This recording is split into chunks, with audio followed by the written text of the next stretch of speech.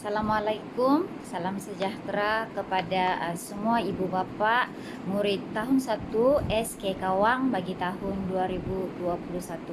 Okey, kali ini saya akan sampaikan taklimat transisi tahun 1.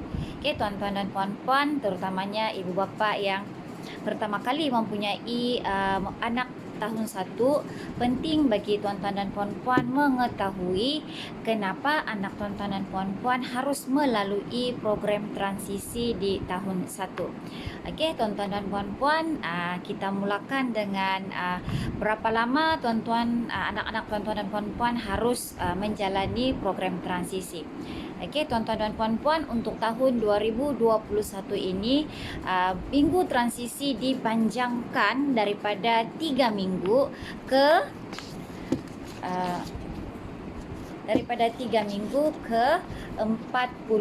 hari, iaitu bermula pada hari ini 20 Januari sehingga 25 Mac.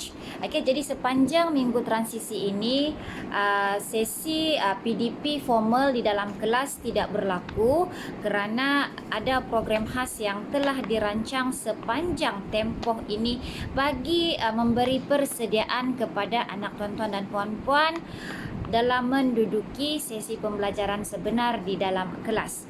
Okey, tuan-tuan dan puan-puan, seterusnya kita sama-sama lihat mengapa ada program transisi kepada murid-murid tahun 1. Okey, yang paling penting sebab mengapa kita adakan minggu transisi adalah ia merupakan minggu untuk penyesuaian diri. Seperti mana tuan-tuan dan puan-puan tahu, murid-murid tahun 1 ini adalah murid prasekolah sebelum ini yang berbeza.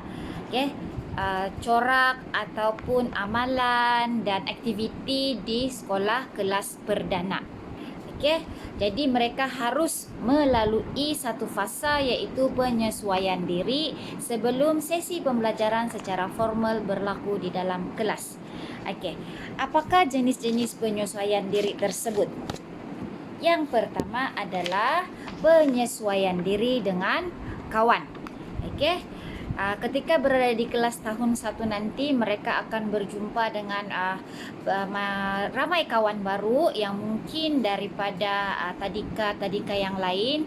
Mereka tidak pernah bersama atau berjumpa di prasekolah.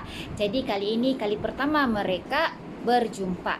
Jadi apabila ada sesi penyesuaian diri dengan kawan, sesi pembelajaran di dalam kelas akan lebih menyeronokkan dan anak-anak tuan-tuan dan puan-puan lebih bersedia untuk menerima pembelajaran. Okey.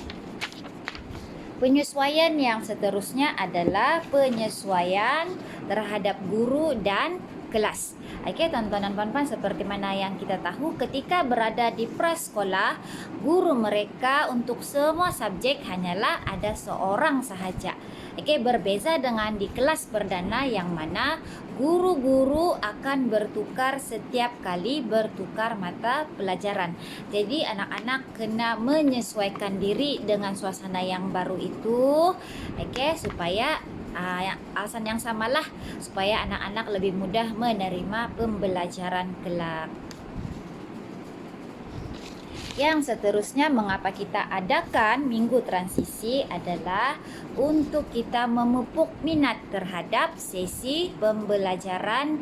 Kali ini tidak boleh berjalan dalam kelas, tetapi sesi pembelajaran tersebut berlangsung secara online.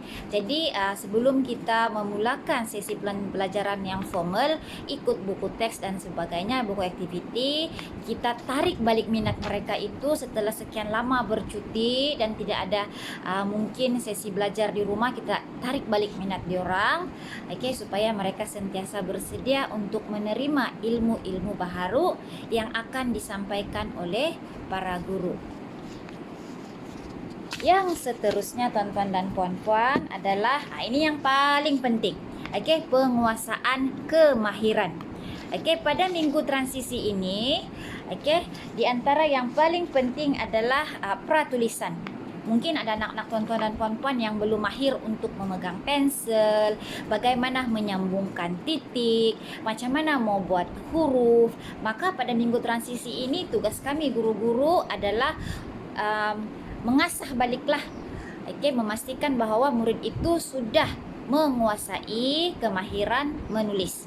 Okey, yang kedua adalah prabacaan. Sepanjang minggu transisi juga kami akan terus menerus melatih mereka untuk membaca ayat-ayat mudah, suku kata, kerana pada sesi pembelajaran yang utama nanti apa yang anak-anak tuan-tuan dan puan-puan akan hadapi adalah mungkin lebih sukar ataupun susah untuk mereka kuasai sekiranya tidak melalui fasa prabacaan ini. Dan seterusnya adalah pranombor. Okey, pranombor itu lebih kepada kemahiran matematik, disebut pra kerana asas-asas nombor itu akan diajar semula dan cuba untuk kita pastikan bahawa mereka menguasai kemahiran pranombor ini sebelum melangkah ke kelas pembelajaran yang sebenar kelak. Okey, dan yang seterusnya mewarna. Okey, mewarna juga di antara kemahiran penting untuk seorang murid di mana mereka boleh menggunakan ruang, kognitif, psikomotor dalam menghasilkan satu hasil seni mereka lah. Okey, jadi tuan-tuan dan puan-puan, demikian tadi taklimat ringkas program transisi daripada saya. Kami mohon bantuan pihak ibu bapa di rumah untuk terus membantu kami bagi memastikan minggu transisi ini berjalan dengan lancar. InsyaAllah sekiranya PKP kita ditamatkan dan anak-anak boleh kembali ke sekolah, kita akan teruskan minggu transisi ini sehingga selesai 43 hari tersebut. Jadi sekian saja daripada saya. Kita jumpa lagi lain kali.